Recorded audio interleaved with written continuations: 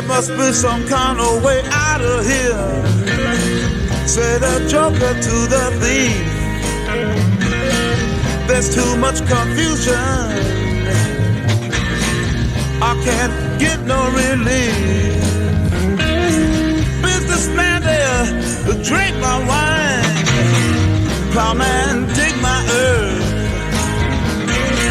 None will ever own the mine, nobody of it is worth. Hey, hey.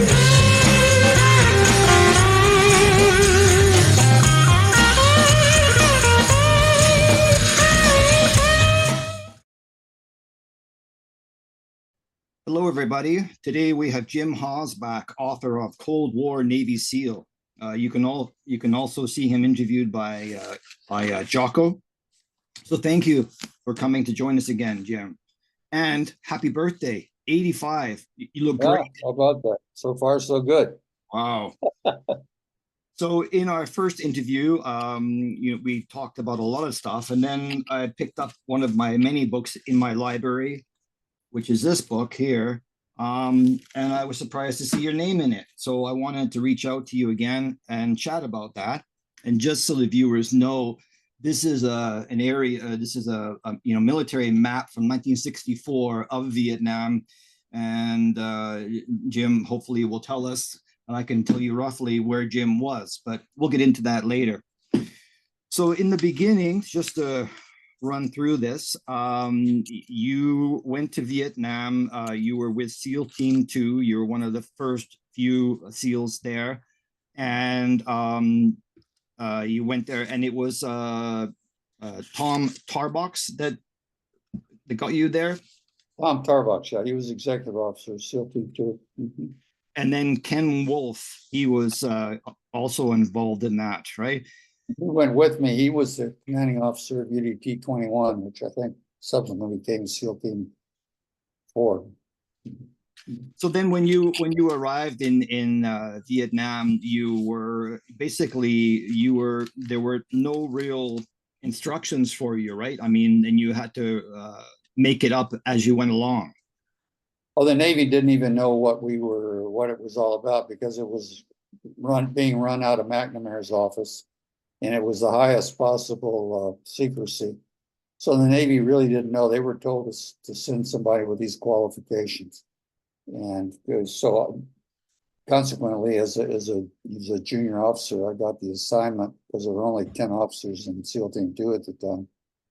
And so I got it, whereas if it had done the usual way, it'd have been a more senior person to get the job.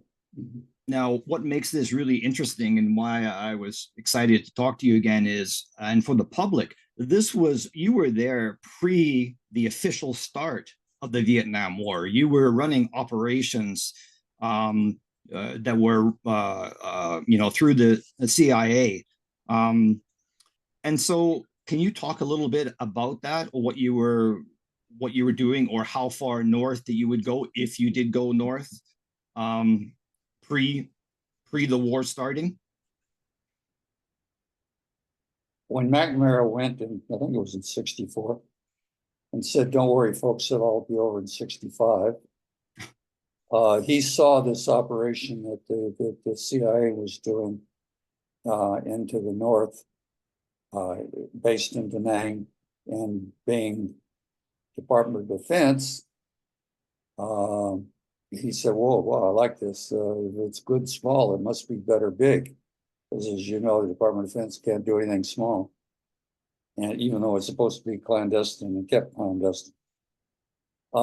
So he said, we're going to increase this in frequency and intensity, et cetera. We're going to make this a DoD operation.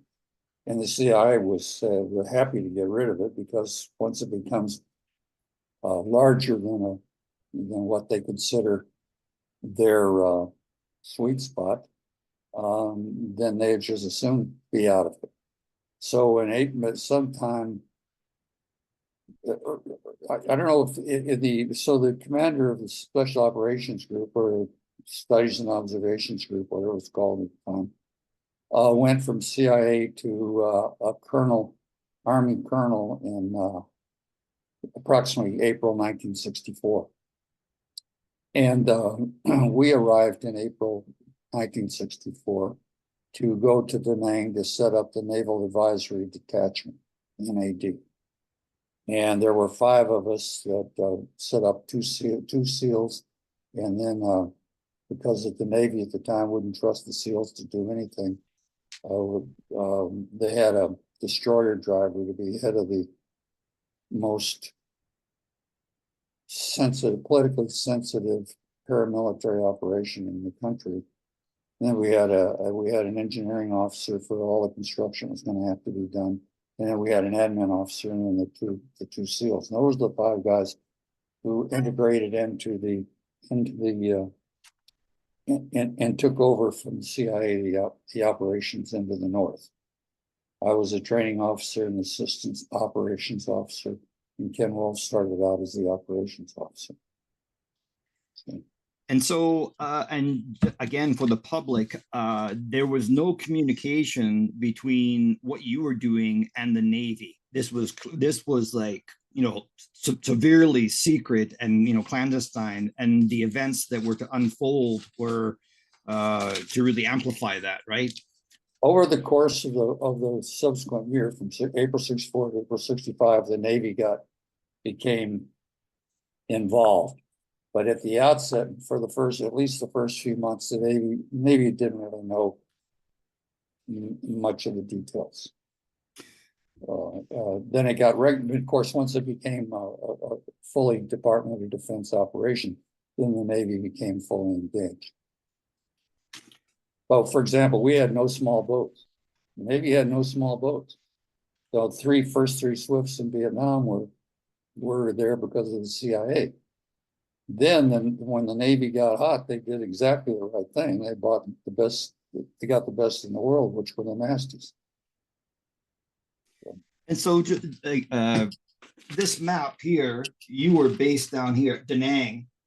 Mm-hmm. And when the major events that happened with the U.S. warship, you know, Maddox, it happened here, but you were up here at the radar station there at Vin Song. Then I don't, yeah. Mm-hmm. Yeah. So I mean, how long would that journey take you? That's a huge distance. If I recall correctly, it was about an 8-hour transit. Wow. And so would you have to get be gassed up again, or would that Nope. really? Nope. I mean, it isn't if it hung around very long up there. We went up and, you know, fired away and hustled back. So. And so who would be choosing your targets, or did you have any, like, were you given? No, we had in there in what we call the vault. We had what intelligence was available, and we did target selection, and then we sent it to McGeorge Bundy's National Security Staff for approval, and they said yes or no or whatever. Yeah, that guy, right? Mm-hmm. Yeah. There's a picture of him on the phone. You can just imagine him talking to maybe you know, and saying, Jim, I don't know. He wasn't talking to me. No? And so your headquarters was at the White Elephant, right? Yes. Yeah. And the White Elephant is right on the water, which right. Yeah. Mm-hmm. Yep. And you said that which floor were you on there? It was the tallest building in Da Nang. It was 3 stories. We were on the 3rd floor. We took that was a part of it, also what we took over from CIA when we made it a Department of Defense operation. And the Vietnamese counterparts had the 2nd floor. Mm-hmm. And that CCS? Was that what they were called? It was. I think so. I never paid. I didn't have. Of course. You know, I made it on the things that I didn't know about. I didn't need to know about. I made an effort not to know about them. Yeah. And that's so common that, I mean, a lot of the SAW guys that I know, they found out more from meeting up with their friends after the war. They were told what to do, and that's your mission, and that's it. You don't know what Johnny's doing down south. Yeah.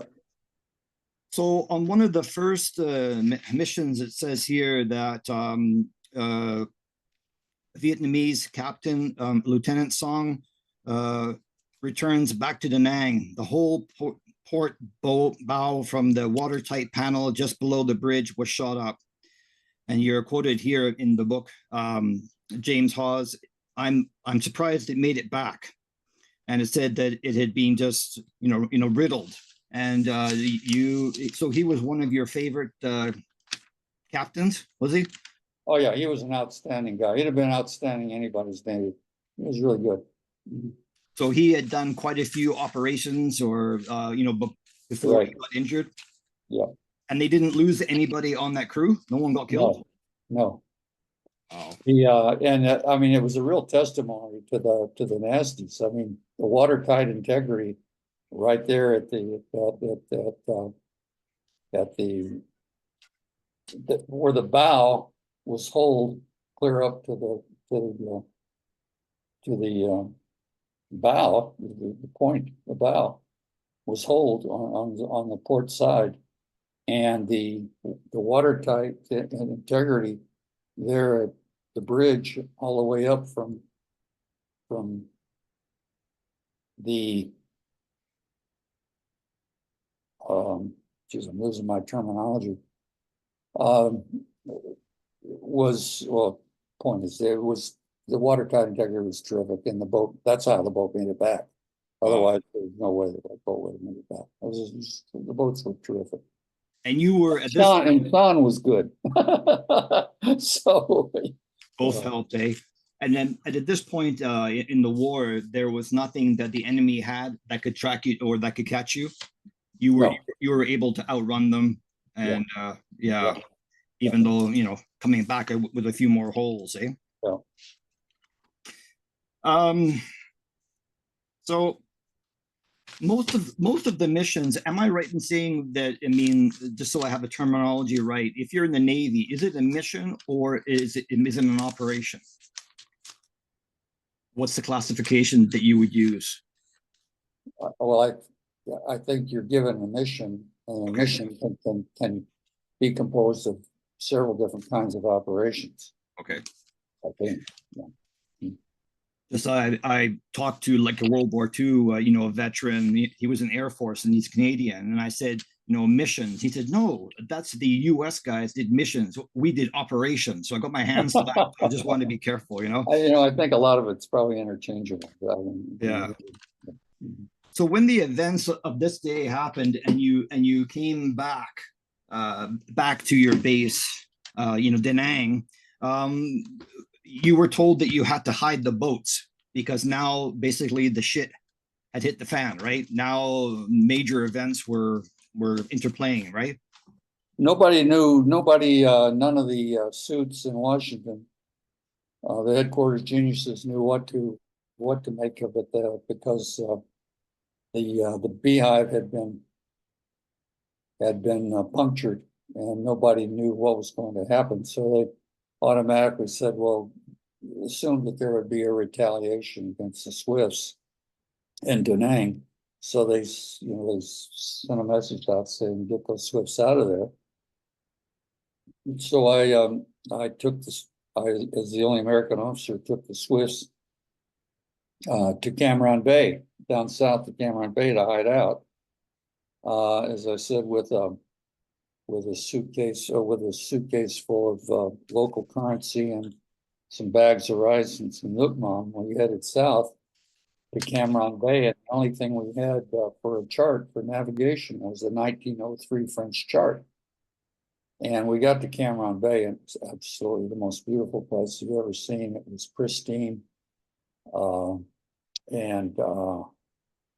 there was a junk force. The only thing there was a little junk force base, no Americans, and a pier. So we tied up alongside the pier, and we basically lived on the boats and on the pier with we got a calf from Cameron Village. So we had beef, we had meat, we had rice, and we had nookmom. And so everybody was good. Then after a few days, it was clear that there was nothing going to happen. And so, but I had to get fuel. I had to get fuel for the boats in order to get back to Da Nang.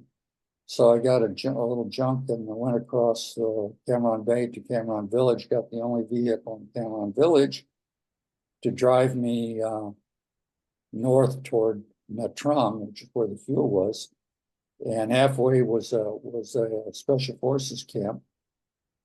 And so that I'd heard about. And so I went to the special forces camp, walked in. By this time, I'm pretty grubby after several days living on the pier and no insignia, no nothing. And I walked into the special forces American captain there and said, "Captain, I know I don't look like it, but I'm a naval officer. And I've got some boats down in Cameron Bay that are supposed to be invisible. And I've got to get to Nha Trang to get some fuel. Can you help me?" He said, "Sure, there's a Jeep, there's a driver, make sure you're off the road before dark." So God couldn't have been more helpful, and willing. And so I got to the Trong and navigated my way around the Trong for a couple of days, got the fuel arranged. And then I went to an Army spotter plane unit and walked in, and this is again a few days later, so even grubbier, and said, "Captain, I know I don't look like it, but I'm a naval officer, and I've got some boats down in the Trong that are supposed to be invisible that I've arranged some fuel for. Can you help me get back?" He said, "Sure." So he put me in a little spotter plane and flew me down, and there was a place to land in the Trong. In Cameron for me, right there by the jump force base. And so that was it. We got the boats, and we slipped up to Nha Trang because we were supposed to be avoiding the International Control Commission, and got our boat, got fueled, and went back to Da Nang. Now, here's a question for you. When you were on land, did you have ID that basically said, like, the SOG guys, the recon and the other men who were on the bases, they had kind of a get out of jail free card, or do not keep this man? Did you have that in your wallet too? Like just some. The only thing I can remember that I had when I first arrived and we were integrating with the agency, somebody gave me a card that basically said, "Don't bother this guy." And so I had that, but by this time, when this situation occurred, Gulf of Tonkin and so forth, I don't think I had any identification when we left Da Nang. Wow. I don't recall having any. It had been nothing but a nuisance. So when you're sailing, or not really sailing, when you're cruising down to a Cameron Bay and you moor your boats there, did you put a tarp over them? You've got some top secret stuff on your boat. These boats are not supposed to be there. Oh, no, we didn't have anything like that. Really? Wow. The only thing we tried to do is we tried to find out where the ICC people were and avoid them, but no, we didn't have anything like that. Wow. We didn't have time. Everybody was panicked. Let's get those boats out of here. So boom, away we went. Wow. Now on the Jocko podcast, you talked about something very interesting, which we talked about off air, and that was to do with the dredges. Now the dredges were in enemy waters, and this is one of your first encounters with kind of a real head scratcher moment. The dredges were in front of the entrance to a very well used harbor, Haiphong. Is that how you pronounce that? Haiphong was the harbor. So I'll let you tell the story, but from what you saw, the fastest way to shut down that whole harbor was to take out those two dredges. And what were you told? When we arrived in Da Nang in April 1964, fresh, green, whatever, and started reading the intelligence, it said that if there were two dredges at the port of Haiphong, which is where most of the where all the materials, the supplies, weapons, etc., were coming in from the Russians and Chinese, whatever. If those two dredges were put out of commission, the river would silt in 6 weeks and there would be no ships coming in. So a genius that I was, I said, well, this is obvious. Let's go get these dredges. No, we can't touch them. Americans were never allowed to touch those dredges till right up to the end. Never allowed to do it. And what do you think that would have happened if you would have had the green light? Oh, we'd have made every effort to get up and get those dredges. It would have been really difficult, but that was a worthy target. I mean, so many of the targets that we went after were craftsmen, they weren't serious targets. But that high falling dredges would have been a mighty serious target. And some of the other missions that you were on were to attack, radar stations, correct? Mm-hmm. Can you tell us anything about one of those missions? Or well, it sounds like I'm beating up on the National Security Council staff, and I am, because they absolutely deserve it. It was either the first or the second bombing mission, and I think it was over Vin. I think that was the one. Some genius in Washington who probably had never looked at a globe said, "Oh, we need search and rescue for those pilots that are flying over." So down comes the word. So I get in a 50-foot swift boat with a few other SEALs and some Vietnamese guys and head north to Vin to be there for so-called search and rescue. Well, the boats were totally unsuitable for that. It was bad weather. We lost our radar. Imagine, we're up on the coast of North Vietnam. We lose our radar. We lose our radio, so we got no communication. We got no radar. We're up on off the coast of Vin. Everyone's saying, "Well, WHF we do now."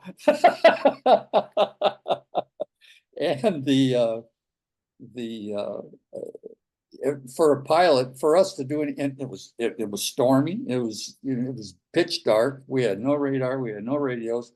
For us to have done any search and rescue, the pilot would have had to parachute and land on our fantail. I mean, there's no way we could have executed anything.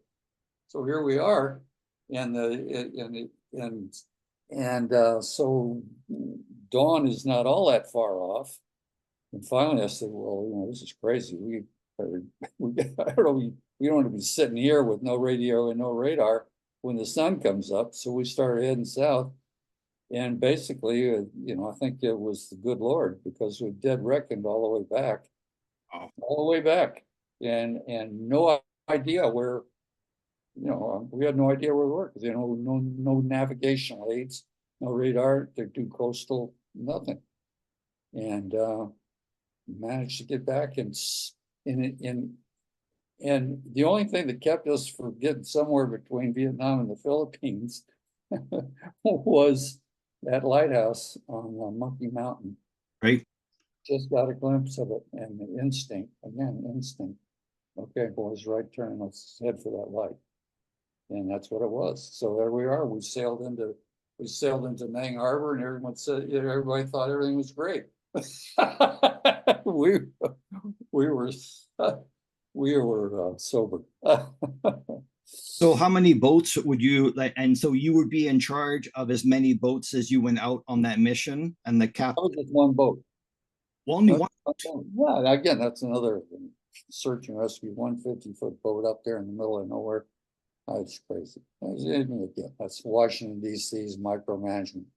Nobody bothered to say, "Hey guys, what do you think about this?"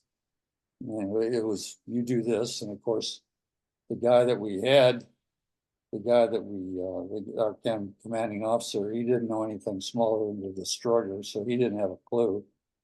The first time we talked about special operations, he didn't even know what a rubber boat was. And he's head of the most politically sensitive operation in the country at the time. Yeah, so I have not much good to say about micromanaging from Washington D.C. Now, during any of these missions, did you ever drop anybody off? You know, were there any kind of guys going ashore? No, no, not anything that I as an American went up on. And as far as Well, obviously we had those operations, but they were all done by Vietnamese. right, right. And at this point, because I know that they did change some of the equipment that you guys had on the Nasty, and so we talked about this earlier, and you said that you guys had like 40 millimeter on the boat. Then later on that you had a mortar, right? Mortars were We had 81 millimeter mortar. Now you can imagine sitting in the South China Sea with a mortar. To hit anything is take absolute luck, because you're rolling in the seas and so forth. It's a motor goes, so it's really basically for illumination. I mean, that would all be what you use it for. Otherwise, you just fire up motor to watch it go bang, because there's no accuracy at all. Whereas the 40 millimeters they were good weapons, and they worked. now during this time that you also had to be aware of the enemy firing off from the shoreline, batteries at you, right? Well, yeah, I mean, yes. They didn't want you there, right? Right. Yeah. That was another reason, the story I just said, we wanted to be out of there by the time the sun came up, because they didn't have much sense of humor. Now, I think it was in the Spies and Commandos book, and I don't think that your name was attached to it, but on one later mission that a Nasty was on, that the NVA had an airplane, and they had like a searchlight, and they were searching for boats. But you didn't. Did you ever encounter any kind of Air Force? No, never. Wow. No. So now here's something that you might be able to educate me on. In chapter 13 of that same book, it says it was installed, and if you don't know the answer, that's fine, but a T-14 swimmer, propulsion unit. Do you know what, does that ring any bell? That would have been after, if they had those, that'd been after my time. Okay. And well, there were a couple of, as I recall, boy, that's ancient history now. I recall some swimmer propulsion units that were useful. At least they were useful when we were in training in the Caribbean. But I don't remember. We never had one in Vietnam, not during my time. Right. And we never had. We didn't really have. The Vietnamese weren't intended to be swimmers. They went in rubber boats. Oh, really? Yeah. Now, of course, with these missions, there was Loki, which was to capture the fishermen and take them to that, was it Quantre Island? I think it was. Yeah. And then that was the best deal in the world for a Vietnamese fisherman, was get captured by us, because we brought them down to the island there. We fed them better than they had ever eaten before in their lives. And then when we were finished with them, and most of them didn't know much anyway, when we were finished with them, we took them back. And we took them back. We replaced their boats. We gave them electronics. They probably got captured when they got back from their own guys, because they came back so much better off than when they left. Also a free probably our good intent probably caused them more problems. Yeah. Hey, it wasn't me. Yeah, but you're like pounds heavier now, and you nice guys would give them a nice shiny radio as well. Yeah, but exactly. The thing is that they didn't realize that it only dialed into what you guys wanted them to listen to, which was definitely anti-communist, right? Yeah. And so how did you go on many of those operations that you were catching the fishermen? No, I was on the island several times when we brought them back, but no, I didn't do that. Yeah, and for those that that's pretty simple stuff. I wouldn't expose an American given the sensitivities involved for something like that. And did you ever do any kind of searches of boats for enemy supplies? No, I think that came later in something called market time, Right. when the Navy woke up to the need for a capability along the coast to try to interdict the stuff coming down via water from the north. So you left Vietnam at probably the latter part of 64, is that right? No, I left at the April 65. Oh, April 65, yeah, yeah. And it's in some of the history here, it says that there were a lot of aborted missions. It could have been that the weather was bad. I don't doubt if you're in the middle. Is it very rough, that area? In the rainy season and the monsoon season, South China Sea can get pretty rough. Yeah. And also, if you were in Swift's had the only weakness in a Swift was the center of gravity was kind of high. So when the seas got rough, it would really roll. And then later, when I don't know what it was like for the guys later, because when the Navy adopted the Swifts because they did anything else for market time, they put an over and under 50 caliber and I can't remember which 60 or 81 millimeter mortar on the fantail. And I remember I got called in to the rear admiral. Of course, he was an air guy who was trying to figure out how to equip these boats. And so in comes this commander, just all excited about this new thing they were going to put on the Swiss, which was the over and under, I think it was 50 caliber in the mortar. And I said, "What do you think?" And I said, "Well, I don't know. The only problem with the Swifts is the topside weight. And so what you're doing is adding a bunch of topside weight by putting that heavy piece of gear on the fantail." And I said, "What's a mortar?" And then I said, "What I just said, what's a mortar going to do for you other than illumination?" So we did this with 2 sandbags and a board. Fired a 60 millimeter when we wanted illumination off of 2 sandbags and a board, and we didn't have to deal with a bunch of excess weight and a lot of maintenance problems. It just put the 50s on. But he didn't like that because he loved his new toy, and so I don't know what happened to this guys later on because I was long gone. I was in Africa. So. And so, did you ever have a boat, break down on you?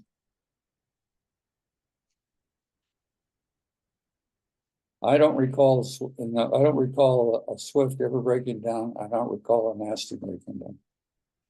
And so I suppose that there would be like an engineer on. I mean, we had really good enginemen. I mean, Navy trains these guys really well.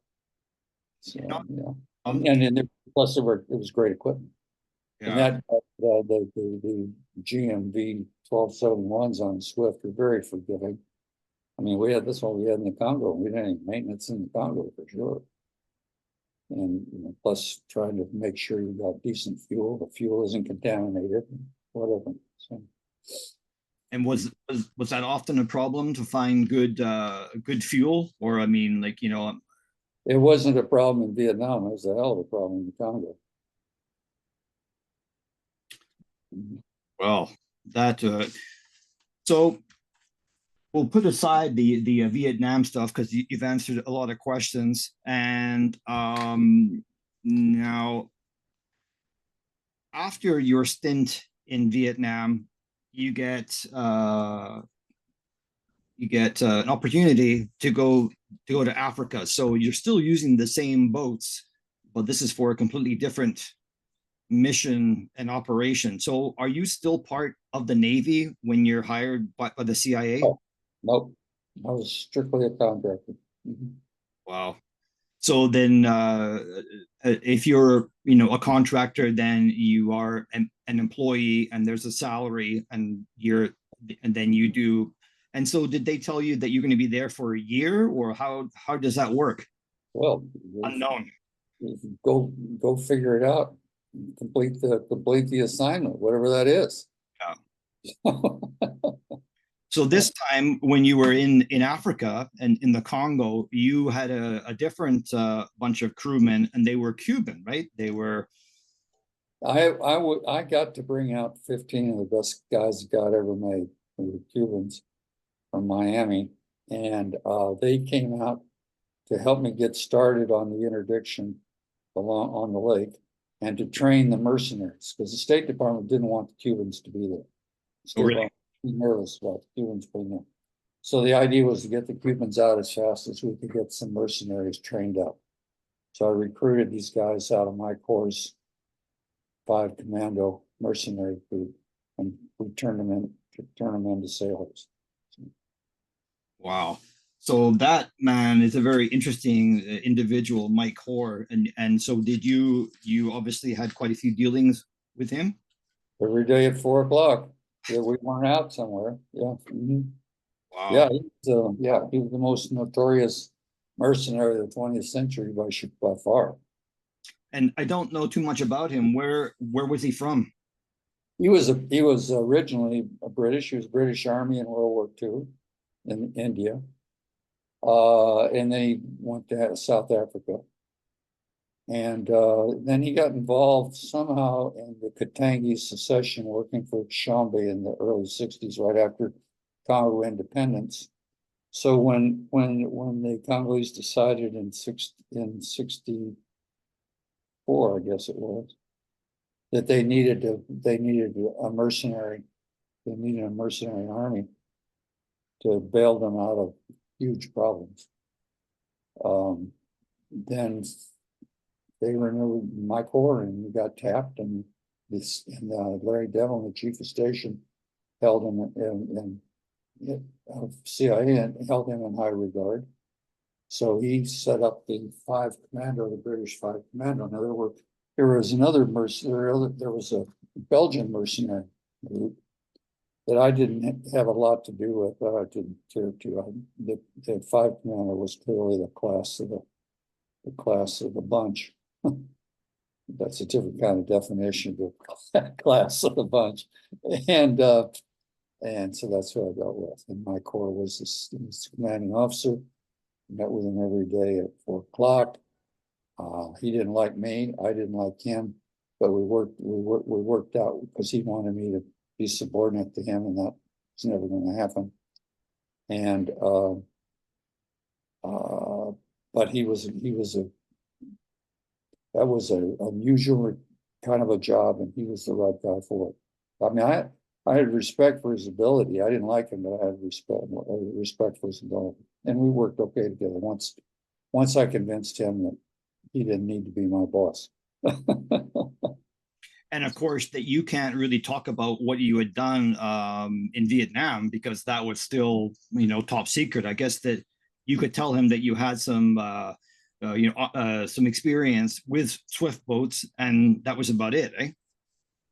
Well, I didn't say anything. I let the chief of station say it, and let his imagination do the rest.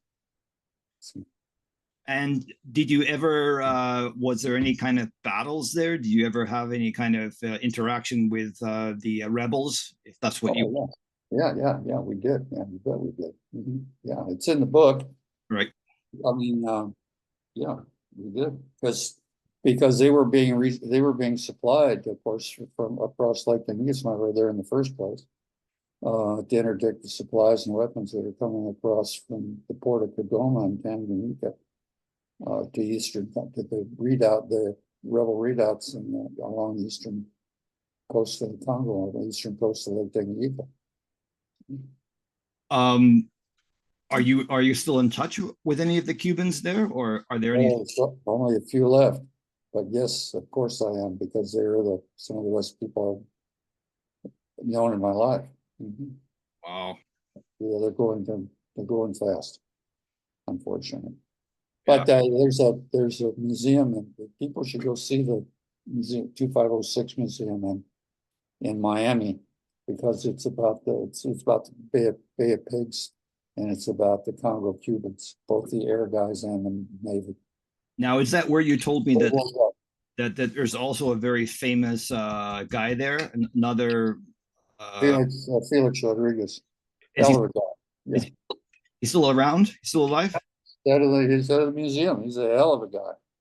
Wow. What a story he's got. Mhm. So where you almost had Shea, he was able to be there for the final part. Yeah, he got to be there for Felix's just reward. Yeah.